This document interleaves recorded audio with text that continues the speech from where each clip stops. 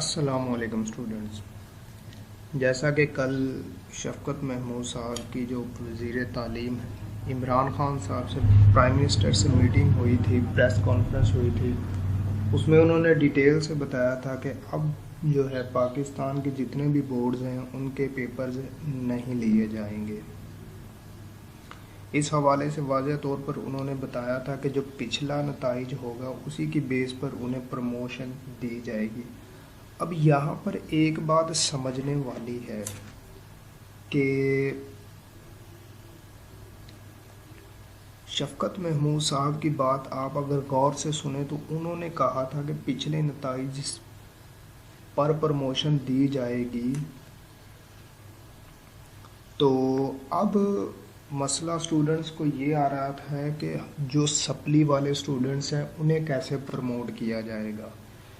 دیکھیں، امید کرتا ہوں، دعا کرتا ہوں اللہ تعالیٰ سے کہ جتنے بھی سپلی والے اسٹوڈنٹس ہیں، کمپارٹمنٹس ہیں جن کی، وہ بھی اللہ کرے پاس ہو جائیں، لیکن انہوں نے یہ نہیں کہا تھا کہ سپلی والے اسٹوڈنٹس کو پاس کیا جائے گا۔ اب بورڈ کی اسٹریٹجی کیا ہوگی پروموٹ کرنے کی؟ بورڈ کی اسٹریٹجی دیکھیں، جو سپلی والے اسٹوڈنٹس تھے اب وہ 10th کے ساتھ انہوں نے پیپر دینے تھے، اب 9th کے پیپر ہو رہے تھے، ان کی جو سپلیز تھی انہوں نے وہ کلیئر کرنی تھی۔ اب یہاں پر غور کریں کہ ان کی پروموشن کیسے ہوگی۔ دیکھیں، جب آپ نے 10th کے پیپر دیے ہیں، 10th کے پیپر دیے، لیٹس کہ آپ کی فزکس کے اندر ایک یا پھر کمپیوٹر کے اندر 9th کلاس میں سپلی تھی، اب 10th کلاس میں آپ نے سارے پیپرز دیے ہیں اور آپ کو لگتا ہے کہ میں اب پاس ہو جاؤں گا 10th میں، اب 9th کے میں پیپر دے رہے تھے۔ اب دیکھیں، آپ نے اگر فزکس کی سپلی تھی آپ کی 9th میں، اب 10th میں فزکس کا آپ نے پیپرز دیا ہے، اب 10th کا جو فزکس کا پیپر ہے اس میں سے آپ کے اتنے مارکس آ جاتے ہیں کہ وہ 9th والے کی سپلی کے مارکس بھی جو ہیں وہ اس میں ایڈجسٹ ہو کر آپ پاس ہو جائیں تو آپ کی پروموشن ہو جائے گی۔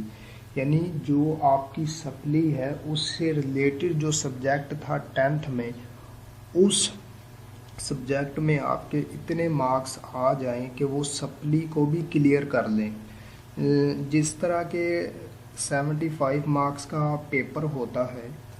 تو اس میں سے 25 مارکس والا پاس ہوتا ہے۔